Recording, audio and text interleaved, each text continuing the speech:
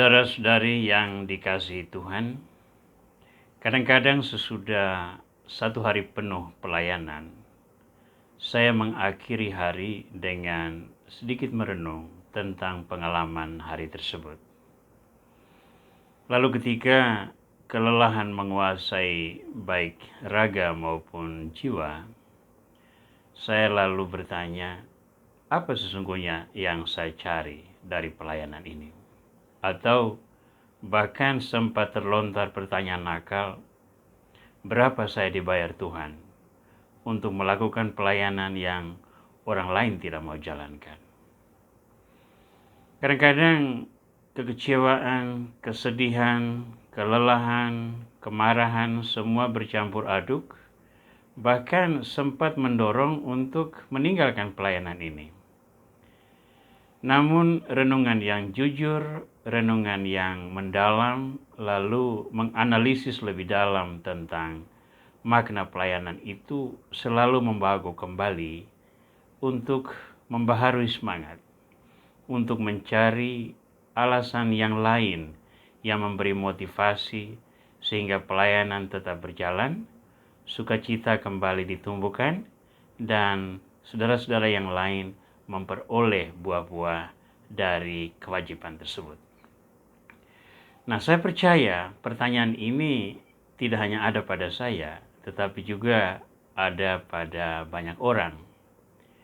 Maka baiklah pada hari ini kita membedah sedikit lebih dalam tentang apa sesungguhnya ganjaran yang kita peroleh sebagai orang-orang yang memutuskan untuk melakukan pelayanan Tuhan dalam kehidupan umat manusia hari ini. Kita awali dengan mendengarkan firman Tuhan.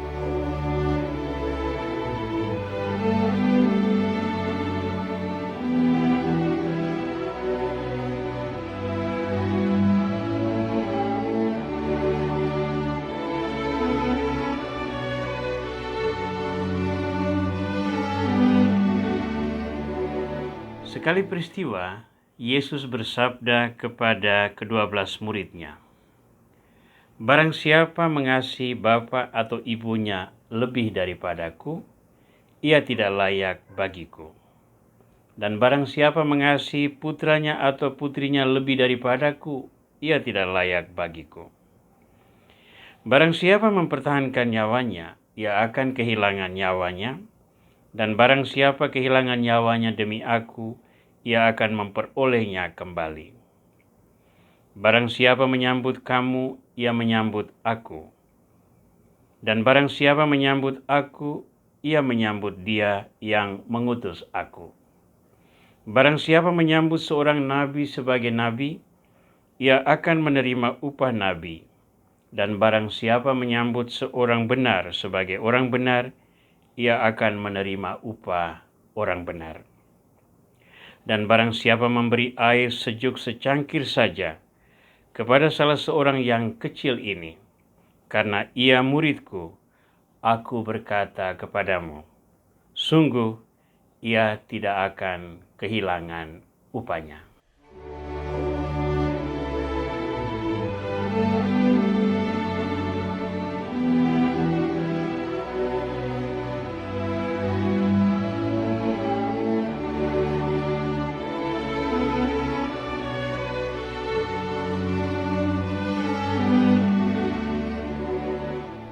Saudara, ada 3 hal penting yang ditekankan oleh Yesus dari bacaan Injil tadi. Yang pertama adalah cinta dalam keluarga. Yang kedua adalah harga diri sebagai manusia. Dan yang ketiga adalah pelayanan terhadap sesama. Refleksi kita hari ini bergerak dalam koridor tersebut. Kita mulai dengan yang pertama, yakni cinta dalam keluarga. Saya percaya kebanyakan dari antara kita mengalami cinta sejati manusiawi itu di dalam keluarga. Di sana kita diikat oleh pertalian darah yang membuat kita juga terikat secara emosional. Maka tidak mengherankan kalau bagi banyak orang, keluarga merupakan nilai utama yang akan diperjuangkan dengan harga apapun. Maka pengajaran Yesus hari ini mungkin akan terasa berat, karena Yesus berkata, barang siapa mencintai orang tuanya atau saudara-saudaranya lebih daripada mencintai Yesus, dia tidak layak menjadi murid Yesus. Bagaimana mungkin hal itu dapat kita jalankan? Tapi saya juga tidak percaya Yesus menghendaki agar kita meninggalkan cinta keluarga. Maka saya merumuskan pertanyaan yang berbeda. Cinta seperti apa yang dikehendaki Yesus, sehingga nilainya menjadi lebih tinggi daripada cinta di dalam keluarga yang justru membawa kegembiraan, sukacita, rasa damai dan tentram bagi kebanyakan dari antara kita. Dari refleksi ini saya menemukan jawaban bahwa cinta kepada Yesus itu terwujud dengan cara yang dapat kita implementasikan dalam hidup hari ini. Yesus berkata, apa yang kamu lakukan untuk salah seorang dari saudaraku yang paling hina ini, kamu lakukan untuk aku. Maka cinta kepada Yesus itu sesungguhnya terwujud dalam cinta kepada sesama, teristimewa bagi orang-orang yang terpinggirkan, yang menderita, yang tidak dihargai oleh masyarakat luas. Maka mencintai keluarga sedemikian hebat sampai menghalangi perwujudan niat baik untuk melayani sesama, itulah yang tidak dikehendaki oleh Yesus. Cinta di dalam keluarga yang terbentuk oleh pertalian darah dan emosional ini dengan seharusnya memberi kita inspirasi yang lebih kuat, lebih dalam, lebih kreatif untuk mencari cara melayani mereka semua yang tidak seberuntung diri kita. Selama kita melakukan kewajiban iman melayani Kristus di dalam sesama, cinta dalam keluarga justru menjadi sumber inspirasi yang sangat kuat. Yang kedua, harga diri kita sebagai manusia. Tentu saja kita menghargai diri kita dengan nilai yang sangat tinggi. Ya, saya tidak ingin seorang pun menghina saya. Saya tidak ingin martabat saya dilecehkan. Saya tidak ingin harga diri saya direndahkan. Maka saya memperjuangkan dengan segala cara, mengembangkan bakat-bakat saya, mengasah kemampuan saya, sehingga saya menjadi berharga di mata banyak orang. Dengan itu saya menuai respect, saya menuai penghargaan, saya menuai nama baik, dan sebagainya. Akan tetapi dalam praktek hidup, kadang-kadang nama baik, harga diri, dan sebagainya itu begitu dijunjung tinggi, sehingga untuk meraihnya, orang bisa mengorbankan martabat dan harga diri sesamanya. Nah, inilah yang dikritik oleh Yesus. Apa katanya bagi kita hari ini? Barang siapa mempertahankan nyawanya, ia akan kehilangan nyawanya, dan barang siapa kehilangan nyawanya demi aku, ia akan memperolehnya kembali. Di sini kita menemukan koreksi Yesus terhadap tendensi manusiawi kita, bahwa harga diri kita sebagai manusia dengan seharusnya menghantar kita untuk memahami makna kedatangan Kristus.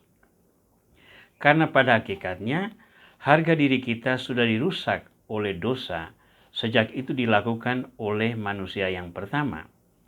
Dan Kristus datang untuk memulihkan harkat diri kita yang ternoda oleh dosa tersebut. Dan untuk memulihkan harkat diri ini, Yesus mau merentangkan tangannya di kayu salib, mempersembahkan korban dirinya agar manusia memperoleh peluang untuk kembali ke jalan keselamatan. Dengan demikian, Ternyata harkat dan martabat diri yang begitu kita agungkan itu hanya memperoleh pemulihannya berkat korban Yesus Kristus. Jika demikian, dengan seharusnya kita memanfaatkan nilai harga diri ini sebagai jalan untuk memperjuangkan juga penghargaan terhadap martabat sesama manusia. Barang siapa yang menghargai martabat dirinya begitu agung sampai melecehkan martabat diri orang lain, sesungguhnya ia menghina Yesus yang ada di dalam diri orang-orang tersebut. Poin ketiga adalah pelayanan.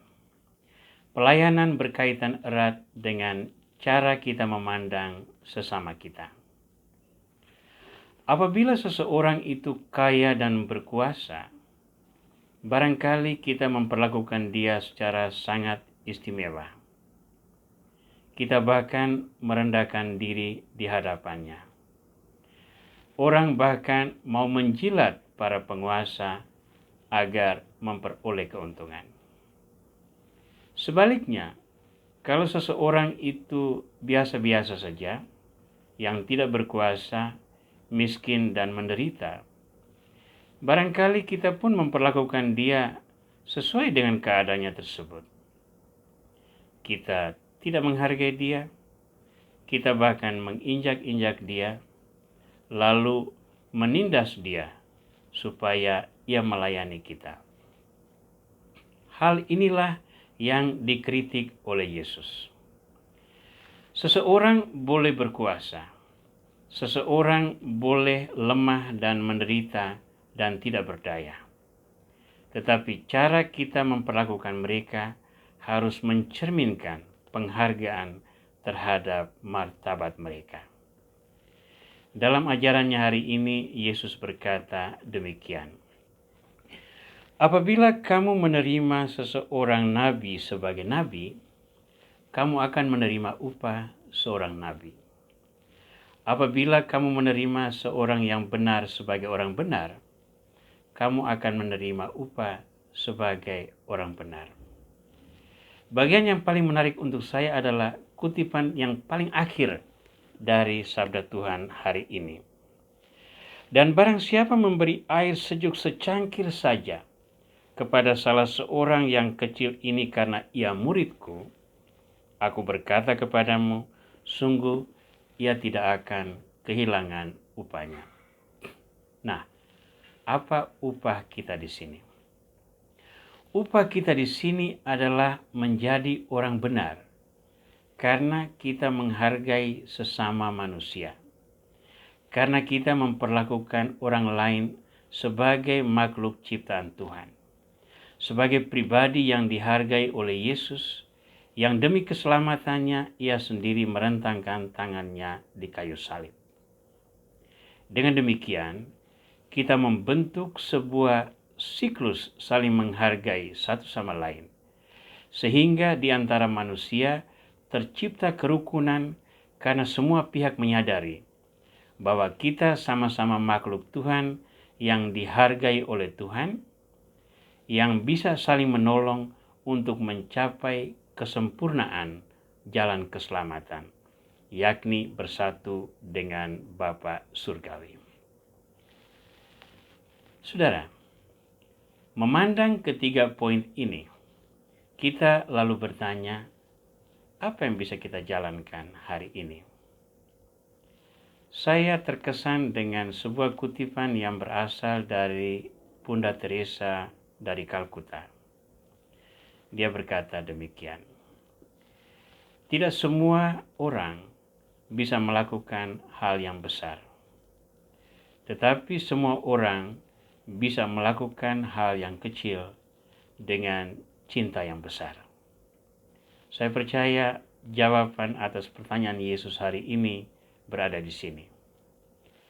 Di saat kita mau melakukan hal kecil dengan cinta yang besar, kita sesungguhnya melayani Yesus di dalam hal-hal kecil tersebut. Jalankan kewajibanmu di rumah dengan sebaik-baiknya. Mencuci piring, memasak, membersihkan rumah, menyiram tanaman, Itu hal-hal kecil.